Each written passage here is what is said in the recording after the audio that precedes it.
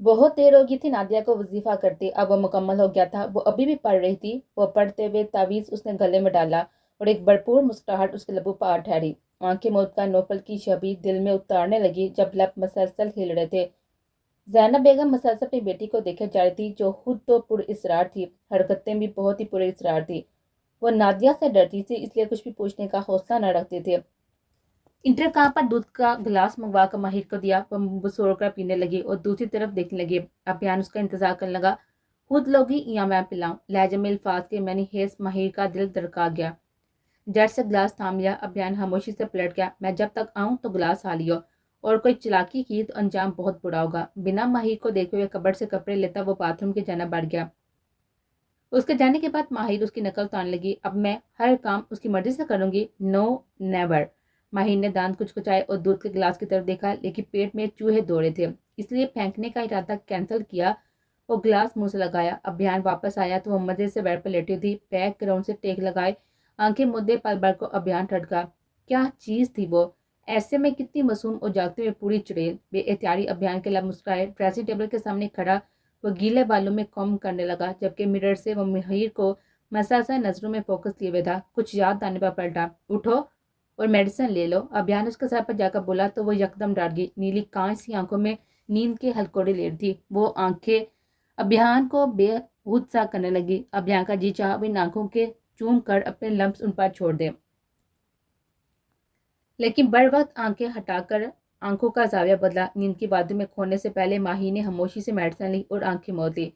अभियान भी छेड़ना मुनासिब ना समझा, सोफे के जन्म कदम बढ़ा दिए और मुश्किल ही सही पाता क्या वक्त आ गया था। कितने मजे से मेरे पैर पर कब्जा जमा कर लेट दिया और अपने ही रूम में मैं यहाँ सोफे पर हूँ। अभियान ने नफी में साहिल लाया, लेकिन आज के दिन का लिहाज करना ही था कि आज के दिन चोट भी खुद ही दी थी, मरहम भी खुद रखनी थी। नींद तो क्या हाँ कहानी थी। लेटे ही नजरें उस बड़ी पैकर के चिड़ का तवाफ करने लगी। वह बहुत खूबसूरत थी और एज में भी कम थी, लेकिन फिर भी अभियान के दिल तक रसाई हासिल कर गई। शायद ये निकाह के दो बोल का असर था कि वो उसके लिए अपने दिल में नरम गोशा महसूस करने लगा। क्या यार, ये लड़की मुझे पागल कर देगी। अभियान ने करवट बदली, लेकिन नजरें भटक कर फिर इस नाजुक वजूद पर जा ठहरी और इस बार नजरें हटने से इनकार थी। माही पे नजरें जमाई, कब वो नींद की वादी में खोने लगा उसे पता ही ना चला। नाश्ते की टेबल पर नौफर ने सबको अपनी वापसी के मतलब आगाह किया। लेकिन बेटा, कल तो आप आए हैं, इतनी जल्दी वापसी? फरबा बेगम बेटे की बात से अफसुदा हो गई। शावेज साहब खामोशी से उड़कर ऑफिस के लिए निकल गए। उनकी खामोशी को सबने महसूस किया। मम्मा, मैं छुट्टी आया ही कब था, वो तो निदा का मसला हुआ तो मुझे आना पड़ा। अभी एक मिशन पर जाना है, दुआ करे खुदा सुरहरू करे, फिर इंशाल्लाह काफी दिन की छुट्टी पर आऊंगा। कि नकियों से नाश्ता करते मिशा को देखा। बेटा, अगर इसी शहर में है तो घर आ जाया करें शाम को, प्रवेश साहब ने प्यार से कहा। नहीं बड़े पापा, दूसरे शहर में पोस्टिंग है। नौफर ने जड़ से बात को संभाला, वरना उसके मिशन के लिए मसला पैदा हो जाना था। वह सीक्रेट मिशन पर था और ये बात सिर्फ शावेज साहब जानते थे। आपके बेटे और बहू का अता पता नहीं, आज नाश्ता नहीं करना उन्होंने? प्रवेश साहब ने सरबत बेगम से पूछा। सरबत बेगम जवाब देती कि अभियान और माहिर सीने उतरते हुए नीचे आए, जबकि नौफल बहू लफ्ज पर चौंक गया था। यकबार की सबकी नजरें नौफल समेत सीढ़ियों की तरफ उठी। अस्सलाम वालेकुम। अभियान चेयर घसी कर बैठा। माहिर बेटा, ये आपके माथे पर चोट कैसे है? सुबह बेगम फौरन उसके पास आई। माहिर ने गड़बड़ाकर अभियान की तरफ देखा, जो लापरवाही से नाश्ता करने में मगन था, क्योंकि वो अपना काम रूम में ही कर रहा था। अब माहिर ने वही बात करनी थी जो अभियान ने उसे बोलने को कही थी। तो कुछ नहीं आंटी, रात को अंधेरे में ड्रेसिंग से चोट लगी थी। नजरें झुकाते धीरे से कहा। अरे बेटा, ध्यान से काम किया करे, ज्यादा दर्द तो नहीं है? सरबत बेगम वैसे ही परेशान हो गई थी जैसी अपनी औलाद के लिए होती थी। जी आंटी, ठीक हूँ अब। माही का लहजा गुलगेर हो गया था। सरबत बेगम ने उसे चेयर घसीट कर अभियान के साथ बिठाया और उसकी प्लेट में ब्रेड और अंडा रखने लगी। सरबत बेगम की इतनी मोहब्बत और केयर पर माहिर उन्हें हैरानगी से देखने लगी। आंखों में नमी आ गई, जिसे चेहरा झुकाकर बामुश्किल छिपाया। अंदर ही अंदर शर्मिंदा होने लगी। याहुदा, ये लोग तो मुझे इतना चाहने लगे हैं, मैं उनकी मोहब्बतों के कर्ज में डूबी जाऊंगी। नाश्ते के वक्त यही सोचती रही। चलो निदा, देर हो रही है। मिशान ने उठते हुए नीता को पुकारा तो माही ने हैरानगी से पहले नीता को देखा और फिर अभियान को, यानी नीता वापस आ गई थी। तभी ये साहब जलाद मुतमीन थे। अब सारी बात समझी। नौफल बेटा, नाश्ते के बाद मेरे रूम में आए, मुझे कुछ जरूरी बात करनी है आपसे। फरबा बेगम ने उठते हुए नौफल से कहा। नौफल, जिसका ध्यान जाते हुए मिशार पर था, फरबा बेगम की तरफ मुतवज्जो हुआ। नौफल की कल से मिशार से कोई बात ना हुई थी और वह जाने से पहले मिशार से मिलकर जाना चाहता था, पर मौका नहीं मिल रहा था। मेडिसिन जा से ले लेना, अब बयान उठते हुए धीरे से माहिर के कान में बोला और ऑफिस के लिए निकल गया। माहिर उसके रवैये पर इंतहाई हैरानी से दो चार हुए। सूर्य व सफेद रंगा 6 फुट से निकलता कद, चौड़ा कसरती जिस्म, लाइट ग्रे शर्ट और ब्लैक पैंट में मर्दाना वजाहत का शकावत जैसे ही रूम में दाखिल हुआ सब खामोश हो गए। उसकी पर्सनैलिटी सबको पिते मतवज्जो कर रही थी। लड़कियां तो लड़कियां, लड़के भी उसके आगे पानी बढ़ते हुए नजर आ रहे थे। सभी मरकूब हो गए। Dear students, I am your new history teacher. My name is Rehan, professor Rehan, PhD holder in history subject. सब पर एक तायराना नजर डालकर वो अपनी सहर अंगेज आवाज से सब पे हावी होता जा रहा था। और निदा, जो मरियम के साथ वाली सीट पर बर्शमान थी, उसकी आवाज पूरे जान से काम गई। नजर उठाकर सामने खड़े इंसान को देखा, लेकिन समझ न आया कि ये वही है या कोई और। निदा पूरे जल्द से अपने टीचर का जायजा ले रही थी। ये जाने बगैर क्लास में तमाम मौजूद स्टूडेंट्स बारी बारी अपना तारुफ करवाए जा रहे थे और अब सबकी नजरें उसी पर थी और सब की नजरें सामने खड़े शख्स पर। मरियम ने उसे टोका लगाया तो वह हड़बड़ा कर, क्या हुआ, बिना देखे दरियाफ्त किया। मैडम, होश में आ जाए और सर का घूरना बंद करें, अपना इंट्रोडक्शन करवाएं। मरियम ने एक एक लफ्ज चबा चबा कहा तो निदा नासमझी से उसको देख लगी और फिर पूरी क्लास में नजर घुमाए तो सबकी तवज्जो का मरकज वही थी। चट से खड़ी हुई, मेरा नाम निदा परवेज अली खान। मैं सिट डाउन मिस। निदा भी अपना पूरा इंट्रोडक्शन भी नहीं करवा पाई थी कि सर ध्यान से बैठने का बोल दिया। वह गड़बड़ा कर चुप हो गई। उसके बैठते ही मरियम की टर्न थी। उसे अपना मुकम्मल तारीफ करवाया। बाकी सब ने भी मुकम्मल तारीफ करवाया। निदा ने चौंक कर सामने देखा। सर रेहान का ध्यान जो कि तारीफ करवा रहा था उसकी तरफ था। मुंह बसोड़कर नीचे का लिया। सर रेहान ने लेक्चर स्टार्ट किया। निदा गाह बेगा एक नजर सर रेहान पर डाली थी, लेकिन सर ने भूल कर भी निदा की तरफ एक बार भी नहीं देखा था, बल्कि निदा को फील हुआ कि सर रेहान की नजर पापा मरियम को फोकस कर दिया। निदा ने गर्दन घुमाकर साथ बैठी मरियम पर एक नजर डाली, जो आज धीरे धीरे चेहरे से स्माइल दे रही थी। शायद उसे भी ये एहसास हुआ था। निदा ने साथ झटका और नजरें किताब पर जमा दी। बस पूरी क्लास में एक ये मरियम ही है, बाकी तो यहाँ पर कोई है ही नहीं, किसी और को देखे। निदा गुस्से से बड़बड़ाई। तभी लेक्चर एंड हुआ। ओके स्टूडेंट्स, इस टॉपिक पर सब एक प्रेजेंटेशन तैयार करेंगे और 2 दिन बाद मुझे सबमिट करवानी है। सबने सब पर एक निगाह डालता वो क्लास से बाहर निकल गया। निदा ने सर उठाया। वाह, क्या हैंडसम बनता है यार, कसम से। उसकी स्माइल, आइज और गाल का डिम्पल, वो सो हार्ड। मरियम तो सर यहाँ के जाती उसकी तारीफ में कलाबाजियां लगाना शुरू हो गई, जो निदा को एक आंख ना पाया। अब बस भी कर दो, इतने भी खूबसूरत नहीं है कि बंदा तुम्हारे जैसा पागल ही हो जाए। निदा ने चिड़का कहा। तोबा है निदा, तुम्हें वो बंदा हैंडसम नहीं लगा या उसने तुम्हारी तरफ तवज्जो नहीं दी इसलिए तुम्हें बुरा लगा? मरियम ने जो महसूस किया वो बेदरक बोल भी दिया। कर्नल मोहम्मद खान की इकलौती बेटी थी वो, मुंह में सोने का चम्मच लेकर पैदा हुई थी। किसी के बस का काम नहीं था मरियम के दिल को जीत सके, लेकिन ये वो वाहिद सर रेहान ही था जिसने मरियम के दिल के तार छेड़े थे। मरियम तो बहुत ही छिछोड़ी की गुफ्तगू कर रही हो, अब तो करती रहो, मैं जा रही हूँ। निदा उसकी बातों से चिढ़ती जा चुकी थी। अरे रुको तो, मैं भी आ रही हूँ। मरियम ने पीछे से हाँक लगाई। एक्सक्यूज मी, ये आपका पेन। अब वहाँ पे मरियम और निदा मुड़ी थी। प्रोफेसर रेहान के हाथ में एक पेन था जो कि मरियम का था। ओह जी जी सर, ये मेरा है। Thank you so much. Maryam खुशी से चहकी। निदा दोनों को हैरान होते हुए देख रही थी। शुक्रिया सर। मरियम के चेहरे पर इंतहा की खुशी थी। रेहान से पेन थमाए जा चुका था, जबकि निदा को अभी तक मरियम उसी के ख्याल में खोई महसूस हुई। अब एक काम करना, इस पेन को फ्रेम करवाकर दीवार पर टांग देना या तवीज बनाकर गले में पहन लेना। निदा ने उसे घूरते हुए से चोट की थी। वैसे आइडिया बुरा नहीं। मरियम ने बैग से डोरी निकालते पेन को उसमें डालते हुए पिन अप किया और गले में डाल लिया। निदा अफसोस से सर पर हाथ मारती रह गई। उसका कुछ नहीं हो सकता। Target is clear. Sir Rehan ने ब्लूटूथ से किसी को इन्फॉर्म किया। उसके चेहरे पर एक मुस्कुराहट रक्षा थी जिसकी वजह वो ही जानते थे। ड्राइविंग करते नौफर मुसलसल फरवा बेगम की बातों को सोच रहा था। उनकी सारी बातें सुनते वो उन्हें तसल्ली दिया था, लेकिन अब हकीकतन खुद परेशान हो गया था। बेटा, अब बयान के नकाब पे आपके बाबा बहुत ही बड़हम है बेटा, लेकिन जो होना था वो हो गया।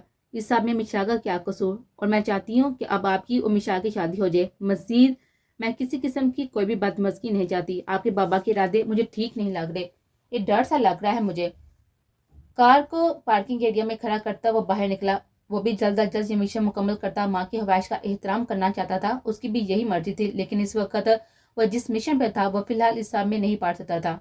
भले वो फरवा बेगम की बातों से परेशान हो गया था और वो जो नहीं फरवा नादे के मतलब आगाह करने वाला था और वो जो उन्हें नादिया के मतलब आगाह करने वाला था नहीं बता पाया, वो उन्हें मजीद परेशान ना कर सका। लेकिन एक बात तय थी कि वो किसी भी हाल में मिशाल को नहीं छोड़ने वाला था। मिशाल उसकी मनकोहा थी, उसके नकाम में थी उसकी इज्जत और शायद मोहब्बत भी। वो एक फौजी था, अपने कोलो फेल का पक्का। वो अपनी बात से, अपने रिश्ते से कभी भी आंखें नहीं मोड़ सकता था और हर हाल में मिशाल को अपनाने का फैसला कर चुका था। अपने कमरे में बैठी महिर मसलसल अभियान के बारे में सोच रही थी। यहाँ सब लोग बहुत अच्छे हैं, सभी उसे प्यार मोहब्बत और इज्जत से पेश आती हैं, लेकिन वो भी ये जानती थी कि उसके बाबा भी उसे मसलसल ढूंढ रहे होंगे और बहुत जल्द उस तक पहुंचेंगे। और उसे यहाँ से मही घबराई, उसे टेंशन हो रही थी, उसका सर दर्द से फटा जा रहा था। या अल्लाह, ये कैसी आजमाइश है, क्या करूं मैं? यहाँ सब इतने अच्छे हैं और बाबा ने अगर उनमें से किसी को भी मेरी वजह से कोई नुकसान भी पहुंचाया तो मैं खुद को कभी भी माफ नहीं करूंगी। माही की आंखों से आंसू बह निकले। मुझे कैसे भी करके बीजान से बात करनी होगी। मैं इतनी खुदगर्ज नहीं हो सकती कि अपने ही लिए यहाँ पर मौजूद लोगों को नुकसान पहुंचा सकूं। बीजान से रब्ते के लिए उसे मोबाइल चाहिए था और मोबाइल के हसूल के लिए वह कमरे से बाहर निकली। बाहर टीवी लॉन्च में ही एक मोबाइल चार्जिंग पे लगा नजर आया। माही के चेहरे पर खुशी की लहर दौड़ गई और फौरन से आगे बढ़ी। अब बिहान अभी मीटिंग से फ्री हुआ था और काफी थकन का शिकार था कि अपने मोबाइल पर कॉल आते देखकर वह चौंका और बिना ये देखे कि किसकी कॉल है वो कॉल रिसीव कर गया। हीरे, मेरी बच्ची, कैसी है तू? अभियान जो अभी कुछ बोल भी नहीं पाया था, मुकाबले किसी हथौन की आवाज सुनता हैरान हुआ। चौंकते हुए नंबर को गौर से देखा। अननोन नंबर था। फिर से कान से लगाया। आप कौन? लहजे में नरमी थी। बेटा, मेरी हीरे, उसी ने फोन किया था ना? वो कहाँ है, किस हाल में है? मेरी बात करवा दो, वो रोते हुए बोली थी। एक बार को अभियान का दिल उनकी रूंधी हुई और डरी हुई आवाज़ पर बुरी तरह से पसीजा, लेकिन वो अनजान था और अनजान बना रहा। माफ कीजिएगा, आपने गलत नंबर डायल कर दिया। वो ये कहकर फोन बंद करने वाला था कि बेटा रुको, एक बार मेरी बात करवा दो हीरे से। उसकी जान को सद खतरा है। उनके दिल से कई बात पर चौंकता हुआ अभियान का ध्यान एक बार फिर से माहिर के जन्म गया। माही मसद से फोन मिला रही थी, लेकिन बीजा का नंबर बिजी था। सच झंझला गया थी, मुंह के टेढ़े मेढ़े जाविया बना रही थी। क्या हुआ, किसको फोन कर रही थी? हुरकी अहमद ने माही को चौंका दिया। खामोशी से फोन वापस रख और पलटी। मैंने किसी को फोन करना है, बल्कि ये मोबाइल बज रहा था तो वो देखने लगी। माही ने मासूमियत से कहा, अच्छा, आपको इतने मैनर्स नहीं कि किसी का मोबाइल बगैर इजाजत के यूज नहीं करते? हूं ने मीठा तंज किया। तुम्हारा मोबाइल था? आईब्रोज काते पूछा। नहीं। हूर हैरानी से बोली, तो तुम्हें क्यों इतनी मिर्ची लग रही है? जाओ जाकर अपना काम करो। माहिर उसे सुनाकर आगे बढ़ी। हूर को गुस्सा आ गया। बहुत हवाओं में उड़ रही हो ना, बहुत जल्द जमीन पर गिरोगी। जब गिरोगी ना तो जड़ से ना, वो मेरे नवाब मुझे कैश कर लेंगे। शर्माते मुस्लिम से कहा, नवाब? कौन नवाब? होर हैरान हुई। मेरे नवाब? नवाब इब्हान बिहान परवेज खान। और कौन? माहिन ने हुर की अकल पर अफसोस किया। हुर गुस्से से बेजुताब खाती रह गई। चलती हुई उसके पास आई। किसी खुशकिस्मती में, खुशफहमी में मत रहना। गिराने वाला खुद नवाब अभियान परवेज खान ही होगा और वो वक्त बहुत जल्द आएगा। हर लफ्ज पर जोर दिया। हुर अवाब पर दोनों चौंकी और पलटी। आप कौन? अभियान फौरन मुतवज्जो हुआ। मैं हीरे की बीजान हूँ। और वो अब भी रो रही थी। प्लीज आप पहले रोना तो बंद करें और मुझे बताएं क्या मसला है। अगर आप कहें तो मैं उसे आपके पास ले आता हूँ। न जाने किस दिल से ये अल्फाज अभियान ने अदा किए। नहीं बेटा, यहाँ नहीं लाना, वो लोग उसे मार देंगे। सबसे बड़ा दुश्मन तो खुद उसका बाप है। बीजा ने जल्दी से अभियान की बात काटी। बस बेटा, मैं चाहती हूँ वो जहाँ भी हो महफूज हो, इन जलादों के हाथ ना लगे। ये जिंदा नहीं छोड़ेंगे मेरी बच्ची को। वो फिर से दुखी होकर रो दी। आप पुलिस को क्यों नहीं बताती? अभियान परेशान हो गया उनकी बातों से। बेटा, ये जो आफ्ताब अली शाह है ना, मेरा बेटा जलाद है। वो पुलिस को जेब में लेकर फिरता है। बीजान के लहजे में अपने बेटे के लिए नफरत थी। मेरे मेरे लिए क्या हुक्म है आपका? अभियान बिना सोचे समझे बोले जा रहा था। उसे खुद भी अंदाजा नहीं था कि वो कितनी देर से किसी अनजान औरत से बातें किए जा रहा था। बेटा, तू मुझे शरीफ आदमी लगती हो। मीर हीर की हिफाजत करना, उसे बस इन दरिंदों से बचा लो। अभी बात भी पूरी ना हुई थी कि काल काट के थी। वो वाकई परेशान हो गया था। उसे समझ ना आ रहा था कि क्या करे। तमाम बातों का खुलासा माहिर से मिलकर बात करके ही पता चल सकता था। यही सोचते उठा, चेयर से कोट उठाया और मोबाइल उठाता बाहर की जानब कदम बढ़ाए। इरादा घर जाने का था। क्या बना? कहाँ तक पहुंचा मिशन? नौफर ने सिकंदर से दराज किया। आज रात अटैक करना है। सिकंदर ने चश्मा उतारते हुए लैपटॉप बंद किया। नौफल सोचता हुआ सा हिलाता वहीं बैठकर प्लानिंग करने लगा कि इतने में बेल पर रिंग हुई। अननोन नंबर देखकर झटका। फोन कान से लगाया तो मुकाबले की आवाज सुनकर वो मजीद झटका लगा। फोन अपनी जगह से उठा। फोन चेहरे पर परेशानी साफ नजर आ रही थी। कॉल बंद हो चुकी थी। सिकंदर उसके पास आया। क्या हुआ? किसका फोन था? दादाजी। Heart attack. आंखें झिलमिला गई। ओह! सिकंदर भी परेशान हुआ। मुझे जाना होगा। नौबत सिकंदर की तरफ मुड़ा। सिकंदर ने जवाब में साहिल लाया, लेकिन इस जादूगर से दूर रहना। नौफल दरवाजे की तरफ बढ़ा। जब सिकंदर की आवाज आई वो पलटा नहीं, लेकिन सिकंदर का इशारा और उसकी सारी बात समझ गया था। नौफल के जाने के बाद सिकंदर फिर से प्लानिंग करने लगा। मोबाइल आफ्ताब अली शाह के हाथ में था और बीजान अचानक आफ्ताब अली शाह को सामने देखा घबरा गए। तो सारा किया तेरा आपका है। गुस्सा जब्त करते गुस्सा तर्जे में बीजान से मुहातब हुए। बीजान खामोश रही। उन्हें बीबी माही की फिक्र थी। ऐसा क्यों किया बीजान? गुस्सा और दुख से पूछा। मेरी हीरे के साथ तुमने नाइंसाफी की आफ्ताब अली शाह। वो बेटी है तुम्हारी, कोई भेड़ बकरी नहीं जिसे तुम खून बहा में दे रहे थे। बीजान भी गुस्से से फनकारी हकीकत पता चल गया था। अब डरने का कोई फायदा ना था। अब जानती है ना, अबरार हमारे खानदान का इकलौता वारिस है। उसे बचाने के लिए ये सब किया। उसे दे देते क्या? शाह खानदान की नस्ल खत्म कर दें। आफ्ताब अली शाह का गुस्सा किसी तौर पर कम न हो रहा था। हाँ, तो इब्रार को ये गोली चलाने से पहले सोचना चाहिए था ना। ये कहाँ का कानून है कि करे बेटा और भुगते बेटी? कब तक? आखिर कब तक बेटियों को यूं ही कुर्बान करते रहोगे? बीजान सब के बावजूद रो दी, लेकिन आफ्ताब अली शाह को असर कहाँ होना था। बस, मैं जुबान दे चुका हूँ, जुबान से नहीं फेर सकता। मेरी हीर किसी के खून बहा में नहीं जाएगी, सुना तुमने? बीजा इंजाम की परवाह किए बगैर बिना बेटे के सामने खड़ी हो गई थी। मुबशर, मुबशर। बीजा को देखते हुए गुस्से से मुलाजिम वो पुकारा। जी, जी शाह साईं। वह बाता हुआ नजरें झुकावे अंदर दाल हुआ। ये मोबाइल है और उसमें जो आखिरी कॉल आई है ना, इस नंबर की मुझे तमाम डिटेल्स चाहिए, मुकम्मल। कहकर वो मुबशर से रहा था, लेकिन वो देख बीजान को रही था और बीजान चुप सी कार्रवाई देख रही थी। और हाँ, ये काम जल्दी हो जाना चाहिए और पूरी राजदारी से। घुराते हुए कहा तो मुबशर मोबाइल लेकर फौरन गायब हुआ। इस बाजार को तो मैं खुद ढूंढ ही लूंगा और अपने हाथों से उसको दफन कर दूंगा, ताकि फिर कोई दोबारा शाह खानदान की इज्जत को पैर तले रोंदे की कोशिश ना करे। इंतहाई गुस्से के आलम में कहते हुए वो बीजा के करीब आया। तब तक आप इस कमरे में कैद रहेंगे। आफ्ताब, मत बोलो, खुदा की लाठी भी आवाज है। जब पड़ती है ना तो अच्छे अच्छों के होश ठिकाने आ जाते हैं। जा, कल जो करना है, मेरी हीर की हिफाजत मेरा खुदा करेगा। बीजा ने पूरे यकीन से कहा। आफ्ताब अली शाह गुस्सा जब्त करते वहां से निकल गया।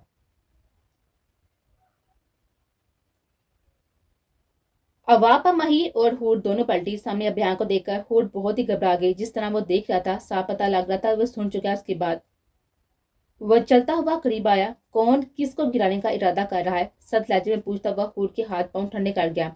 माहिर मुतमिन खड़ी थी। वो ये हूर से कुछ भी बोला ना जा रहा था। क्या वो ये? अपनी बात मुकम्मल करो। अभियान ने बात काटी। ये बड़ी मामा का मोबाइल उसकी इजाजत के बिना यूज कर रही थी। उन्हें फोन अपना बचाव किया। हीर की आंखें फटी की फटी रह गई।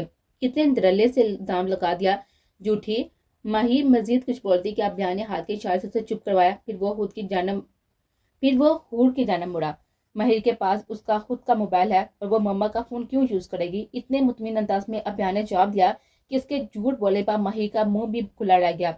हूर मुंह बसोने लगी। आइंदा बार तमीज के दायरे में रहकर करना, और मैं बार बार नहीं समझाता। Do you understand? अभियान के साथ लहजे पर फूड मुंह बसोड़े वहां से जाने लगी कि उसे पहले अभियान ने माहिर का हाथ पकड़ा। माहिर ने हैरत से देखा, जबकि अभियान नजरअंदाज करता उसे साथ ये सीनिया चढ़ने लगा।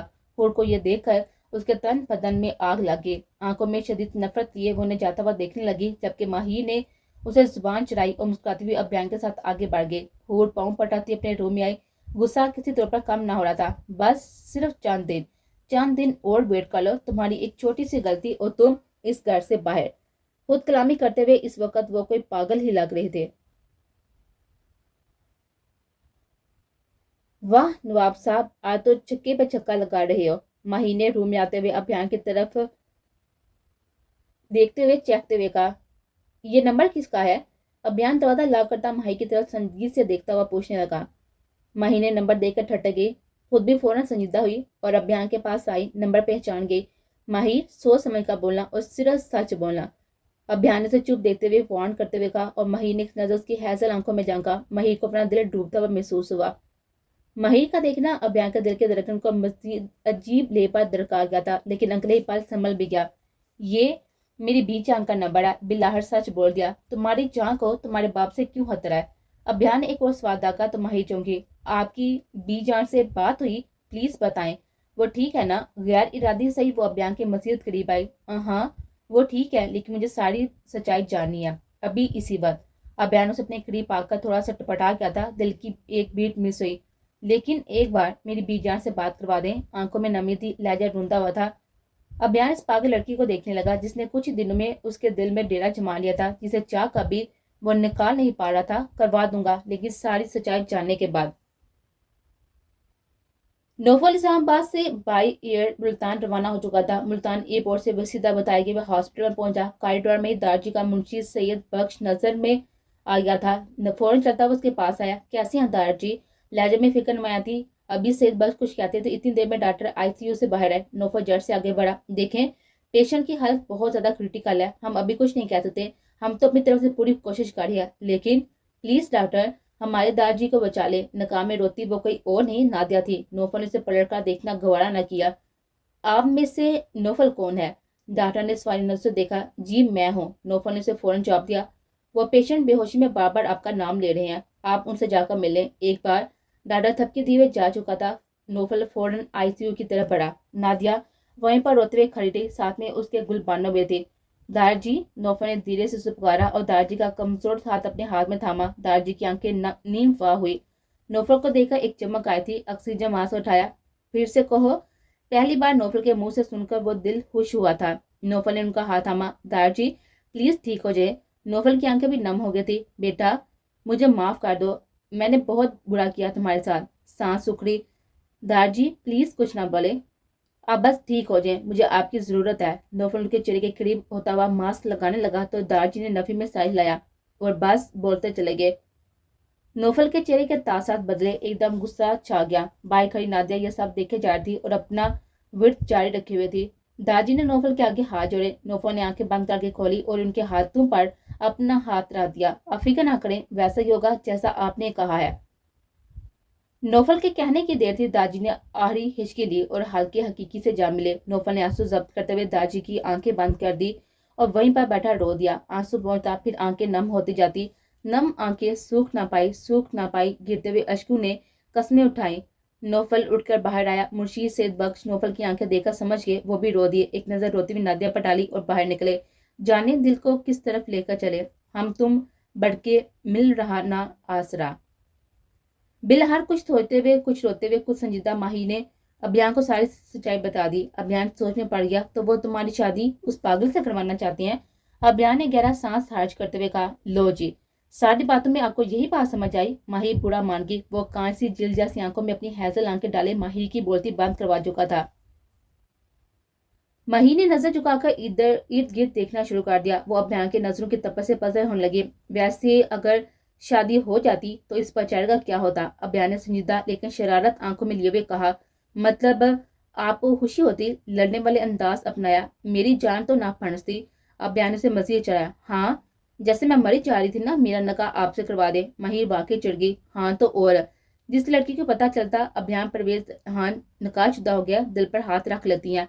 अभियान को न जाने क्यों माहिर को तंग करके मजा आने लगा था। वो हर बात बताते बहुत ही रोए थे। अब अभियान उसका चेपा मुस्कुराहट देखने लगा। हवाशमान था। नहीं तो अभी कौन सा वो गड़बड़ाया था। कुछ बिगड़ा नहीं है, खा लेंगे। नूठेपन से कहा और रूह फैल गया। वैसे भी मैं आपको बेरुपया लगती हूँ ना, जो किसी हाथ मकसद के तहत जहाँ पर आई हूँ। कितने इल्जाम भी लगाए आपने मुझ पर। आंखें फिर से नम होने लगी। अभियान ने मुस्कुराहट दबाई। उसे न जाने क्यों इस लड़की की हर अदा ही प्यारी लगती थी। हाँ, शायद इसलिए कि उसमें बनावट ना थी, मुनाफिकत ना थी, दिल की साफ थी। क्या ख्याल है फिर? जालिम नवाब से दूर जाना चाहती हो? ठहर जाने वाले लहजे में धड़कते दिल के बिना उसे देखे पूछा। माहिर हैरानी से देखने लगी, लेकिन अभियान ने ना देखा। माहिर ने लंबा सांस आड़ किया। जानती थी सच्चाई जानने के बाद आप कभी मुझे यहाँ रहने नहीं देंगे, लेकिन अगर आप ये सोचते हैं कि आप मुझे बाबा साईं के हवाले कर देंगे तो ये आपकी भूल है। मैं कहीं भी नहीं चली जाऊंगी। लेकिन तुम कहीं नहीं जाओगी। अभियान से बाल से खींच कर खुद के करीब किया। माहिर एकदम चुप हो गए। दोनों एक दूसरे की आंखों में देखे जा रहे थे। अभियान की आंखों में जनून माहिर देख चुकी थी और अब घबरा रहे थे। जब तुम यहाँ आई तब तुम माहिर अली शाह थी, अब तुम मिसिस माहिर अभियान परवेज खान हो। हर लफ्ज अदा करता वह मही को बहुत कुछ समझा गया था। मही की धड़कन यकदम तेज हुई। यह जबरदस्ती का रिश्ता है, उस जबरदस्ती के रिश्ते। चुप, एकदम चुप, गंभीर आवाज में कहता वह मही के लबों पर उंगली रखकर खामोश करवा चुका था। किसी भूल में मत रहना मिसिस, तुम्हारा नाम मेरे नाम के साथ जुड़ चुका है और ये मेरी आखिरी सांस तक जुड़ा रहेगा। अभियान का चेहरा मही के चेहरे के बहुत ही करीब था। मही ने आंखें बंद कर ली। धड़कनों का शोर अभियान को साफ सुनाई दे रहा था। अभियान का हर अमल उसके जज्बों की तशहीर कर रहा था। लेकिन बाबा साईं, मही ने बोलना चाहा, यार ये तो तुम बोलती बहुत हो। अभियान ने अपना माथा मही के माथे से जोड़ा। मही ने सांस रोक ली, नाक के साथ नाक को रब किया तो मही आंखें बंद किए सांस रोके बस महसूस करती। ऐसा सब कुछ उसके हाथ पहली बार हुआ था। कोई शख्स उसके करीब आया था, वो भी कोई गैर नहीं, उसका महरम था। अजीब सी खुलबली थी दिल में। अगर इस तरह से अपनी सांस को रोकोगी तो इन सांसों पर भी दस्तरस हासिल कर लूंगा। अभियान का गंभीर और जज्बों से मबूल लहजा मही के दिल की दुनिया अथल पथल कर गया था। धीरे से उसके माथे पर प्यार की पहली मोहर सबक की और दिल को समाकर खामोशी से पीछे हुआ। मही अभी भी उसके सैर में जकड़ी थी। अभियान ने बहुत ही फुर्सती मही के चेहरे पर प्यार के रंगों को कोसे कजाब बनते देखा। आज वो दिल से एतराफ कर ही गया था कि ये लड़की कुछ ही दिनों में उसकी मोहब्बत नहीं इश्क बन गया। इल्हाम के लिए एक लम्हा ही काफी होता है। इश्क की घड़ी ने उसकी रोश पर डालना शुरू कर दिया था। ये सोच तो वो सोचना भी नहीं चाहता था कि उसको छोड़कर जाएगी, क्योंकि वो वैसा कभी होने नहीं देगा। नवाब अभियान परवेज खान को कोई चीज पसंद आ जाए तो उस चीज को हासिल करके दम लेता है। ये तो फिर भी जीती जाती उसकी बीवी उसकी महरम थी, जो दिल में घर कर गई थी। निकाह के बाद से एक अजीब सा एहसास हो रहा था उसके लिए, जिसे वो गुस्से में छुपाता आया था। यहाँ तक कि वह मही को चोट तक भी पहुंचा गया था। वो अपने जज्बों से छुप रहा था, लेकिन इश्क का जज्बा बहुत ही मुंह जोर होता है, जिसने आहर अभियान को अपने रंग में रंग लिया था। रो क्यों रही हो? अभियान ने उसके आंसू अपनी पोर पर उठाए थे। आप नहीं जानते नवाब साहब, मेरे बाबा साईं बहुत जालिम है। उन्हें मेरे यहाँ होने का इल्म हुआ तो न जाने क्या कर देंगे। मही के दिल का डर जुबान पर आ ही गया। मिसिस, आप मुझे अंडर एस्टिमेट कर रही हैं, अभियान ने बवें उचकाते हुए कहा। आप? मही को समझ आया कि इस रेस सादे को कैसे समझाए। मही, मैंने सब जान लिया, उस मामले को मैं अपनी तरह से हैंडल करूंगा, तुम बेफिक्र हो जाओ। अब अभियान ने उसकी तसल्ली करवाई थी, लेकिन उसकी तसल्ली किसी सूरत नहीं हो पा रही थी। उसका दिल किसी अनजाने खौफ में मुब्तला हो गया था। यह सब बहुत अच्छी है, उसकी सोच से भी ज्यादा, लेकिन अगर उनमें से किसी को भी माही की वजह से कुछ हो गया। माही सोचते हुए वहीं पर बैठी रह गए थे। आज सोने का इरादा नहीं? अभियान फ्रेश होता आ चुका था, लेकिन उसे वहीं पर बैठा देखकर ठटका। मही भी चौंकी। वो जो फ्रेश से आता हुआ आईने के सामने खड़ा पाल हुश कर रहा था। मही ने उसे बहुत ही गौर से देखा। उसकी शख्सियत में बहुत असर था। वो मर्दाना वजाहत का शाहकार। मही के दिल की रफ्तार फिर से बढ़ा दी थी। क्यों ता रही हो? आपका ही हूँ, आपके पास आ जाता हूँ, जी बढ़ कर देख लेना। वो आईने में से मैनी हेजी से कहता हुआ अच्छा आसा छेड़ चुका था। घर बढ़ाकर उसने नजरें फेरी। वो अपने ही एहसास से बुरतन से घबरा रही थी। दूसरी तरफ अभियान की आंखें उसे पसर कर थी। वो मसलसल उसे टिकटिकी बांधे देख रहा था तो वो वहां से घबरा कर उठ गई थी। जब वो नहीं बोलता था तो उसकी आंखें बोलती थी। माहिर ताकरेट, जो सबकी तिकनी का नाच नचाने वाली शोह व चंचल लड़की थी, आज मोहब्बत की जुबान से डरने लगे थे।